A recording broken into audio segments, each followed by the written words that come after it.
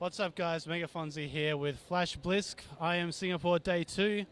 One of only two locals in the tournament this year. Blysk, how you doing, man? I'm doing good. The event's been pretty fun so far. That's good to hear. So you played yesterday in the open bracket, had some tough opponents. You played Nesty, then you played San. How'd those games go? Versus Nesty was like my better bet to move on through the bracket. First game was really close. Some of the casters was telling me that I could have taken that. Second game was a bit of a swing to his favor. He went mutus. So against San, it was really one-sided. Like San's build was just so well, like a really good overall build. Like it's really safe, and yet, like if I'm trying to be aggressive, he just stops it completely. So he played really well against my style, and I lost to him 2-0. So I'm a little bit disappointed with my run, but I guess like just matching pretty tough opponents. So now I'm just taking my time, enjoying the games here, and socializing with other players as well, sharing strategies and stuff like that. Yeah, sweet. So I talked to you before your series against Nesty, and I asked if you had anything prepared, and you said, "Nah, man, just gonna play macro. Just gonna play macro." Then I talked to you later, and you pulled out this sheet that had this detailed like diagrams of where all Nesty's overlords go. I'm like, where I'm from, that's bloody prepared, Blysk. So, is like preparation something you is that something you pride yourself on going into matches against, I guess, especially higher tier opponents? Like when you asked me whether I had builds prepared. I didn't have builds prepared, but like I do preparations for maps, for transitions, and for example, overlords. So it's actually really good. You get like your phoenixes and you kill as many overlords as possible. You're in kind of a bit of a lead compared to if you don't know where his overlords are. So yeah, I do like minor preparations for players if I know I'm gonna match them, especially if they're big names and I kind of know their playstyle, have some bit of like intel on it. So yeah, I knew he was like going for muted transition, so I still play macros. Some games were like the first game was like my standard style. Second game wasn't much so. So I basically go standard and then just tweak it a little bit to suit the style of my opponent. So yeah. Yeah, cool. So you got to play in the booth yesterday, up on stage, and that's a big stage up there. I mean, a lot of people watching at home. It was kind of quiet in here at that time, but a lot of people on stream. Does that make you nervous? I'm not sure if you got to play in the booth last year, did you?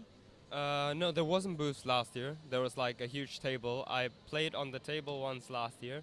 But no, it actually doesn't like I don't feel as nervous anymore. Actually, I didn't realize that until you asked me now. So I'm pretty surprised. I think I was pretty calm inside. I was just really excited. But when it came down into the game, I became a little bit impatient, probably like overconfident. You know, when you get that feeling you're playing against a really good player, and then you get that moment where they're like, oh my god, I'm ahead. Maybe I should just kill him off now. Let's do it quick. And then that's exactly what happened to me, and I basically threw game one. And after that, probably I went into some kind of mental block and just didn't play as well as I could in the second games and the games therefore. So you also got a chance to cast yesterday. I know you've cast a lot before. You casted last year here. Is casting something that you kind of do as a hobby, or do you really want to like kind of push yourself as more a player caster kind of guy? I think like it is kind of a hobby now. I really like casting in general. Like once I've done practicing and I don't have that mental state where you're really aware of everything going on. So I still want to do some StarCraft. I'll just see who's casting and whether I can jump in. That's always really fun for me, and you get to learn new stuff as well. But yeah, I think it's like also for me to open up options. Like if as a player and eventually I hit like a skill cap or something, I can always go into casting. Like it's still really, really fun, and you get to meet the whole community and basically everything there is in the esports as well. Yep. So you kind of talked then a bit about the different options you've got in esports. For you personally, how much do you dedicate to esports? I think you study, is that right? Yeah. So, like, how much time do you actually practice each day? And where do you really want to go with it? Like, do you want to be a full-time pro gamer, or is it just something you do sort of for fun? I do study now, and my schedule here is really tight, especially with like the hasty education system in Singapore. So you get really little time. So I finish as much work as I can in school, and then once I reach home, I just practice all the way till night.